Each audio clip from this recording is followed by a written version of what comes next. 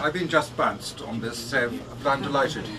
Tony contacted me, I suspect through Michael Fellows here. He said he'd been given my email address, and he asked me to do the foreword. I said I'd better read the book first before I committed myself, and I read it at a sitting and loved it. I'm particularly pleased because the clearance divers were very much forgotten in the Falklands. They were doing a horrendous work behind the scenes.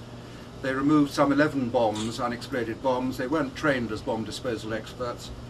And if they'd not removed those bombs from some of the landing ships and the escorts, I think the war would have been a very different story. The army would not have been able to fight ashore because they wouldn't have had the kit, and so on. And no one really recognised this as far as I could see afterwards. And the good examples about it are that they were never on the War Memorial at Stanley. We managed to get that done up to a point. And they were never mentioned in the official history, which came out about 2 years ago. So I was delighted to have a slightly private mission about this and support him. And Patricia has been wonderful.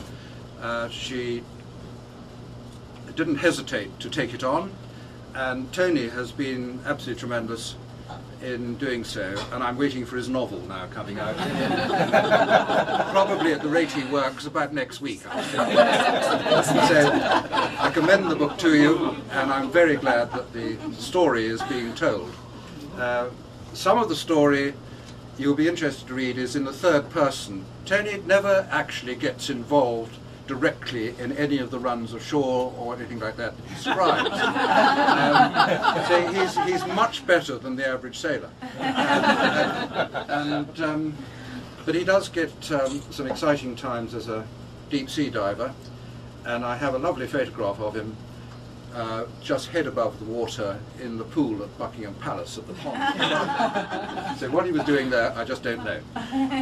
But it's a good book, and I'm delighted to have been involved. And thank you, Jim. Thank you, Michael.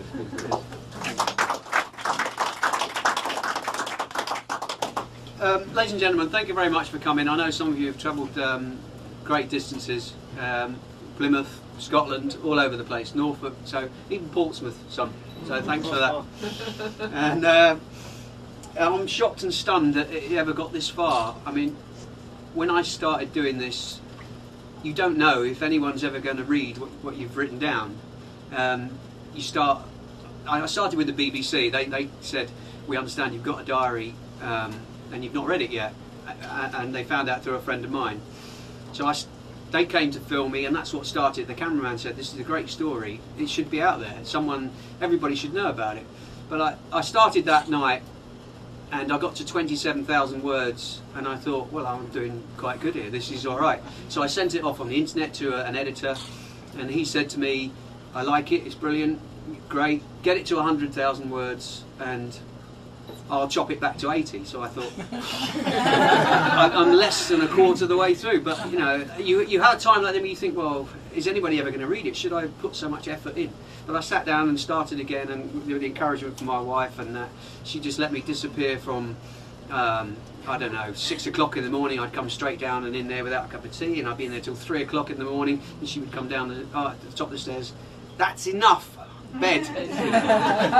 But I got there. I got to 113,000 words, and I sent it back off again to the online editor, and he said, "Stop. That's enough." And then what do you do? It's finished, and I didn't know what to do there. So I thought the best person I can get it checked for facts and information would be Michael Clapp, who's wrote a fantastic book called Amphibious Assault Bombers himself, and I thought he knows every detail of what I've written about. Now, being a sailor, not on the bridge, I didn't know all the details of every ship and what actually happened. I only knew what I saw. So I wrote him a letter and said, would you consider writing a foreword if you read it? And he said, well, let me read it first. So obviously I sent him a printed copy, and he didn't just write back and say, yes, it's quite good. He phoned me up and said I would be honoured to do it, and I was amazed, and I thought that was fantastic. And he said, do you mind if I lend it to a few mates of mine? His mates are different to mine. One was Major General.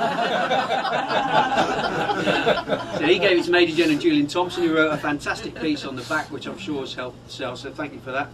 and then it went to Lieutenant Commander Entwistle, who gave it to the First Sea Lord, who then gave it to Prince Harry, and I'm stood here going, what's happened? So it was all down to Michael really, and he said to me also, have you thought about a publisher? And I said, no, I don't know. How do you get a publisher? Everybody tells you you'll go to 100 or 200 and you get turned down by everyone. He said, try Seafarer Books. So he gave me an introduction to Patricia, and she told you she took it on the train and told me she laughed mostly at the blow-up doll incident. Most people are interested in that bit, not the war. So. And she's been absolutely brilliant. When I met her, I thought everybody's idea of a publisher is something like a Sun journalist with their animals and their tail just shreds. And no, you know, we don't want it. But she was brilliant, and I'd like to thank her very much, because she's been an absolute rock, and her laugh is so infectious, you'll hear it throughout the day. And she's worked so hard as well, not just me. So I'd like to thank you all for coming, and I hope you enjoy it. And yeah, thank you very much. Thank you.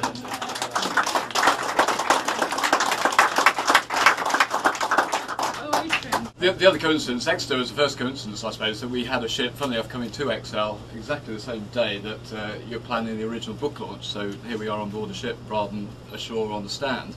The second one, I sort of got the opportunity to organise this, Adrian Munden from Public Relations Navy, and with it came a little personal story. Having got most of the way through the book and seen the emphasis about the work the divers did in HMS Argonaut, I remember, well, a friend of mine was in Argonaut and he brought me back a souvenir following the and so a couple of days ago I dragged out of my loft this lump of a British, funnily enough, £1,000 bomb that Tony's team spent all that time trying to extract from HMS Argonaut. So perhaps I should take the opportunity to present it back to you. Thank you.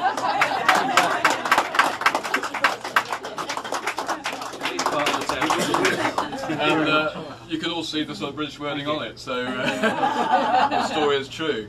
It looked better when it went over the side, actually. Although the captain of HMS Argonaut, Kit Lehman, is there, so yeah. Having seen you, so I'm not quite sure whether I should present it back to Tony or give it to you. But, would you like it? Would you like it? No. Are you sure? I've got a bit. You wanted to. I think you were more glad to be rid of it than us, actually. And I must say that your crew and yourself were absolutely fantastic. I mean, we were there working with it along with Nick and myself and other people, but you guys lived with it every day, every night, every meal time. You had a £1,000 bomb just under your feet, and my hat goes off to you fellas. Yeah. Not only did you live with it, you fought your ship as well. Yeah. You know, and well done. Thank you. I can assure you, my hat went off to you. That's enough of the mutual appreciation. We're all great. Let's just leave it.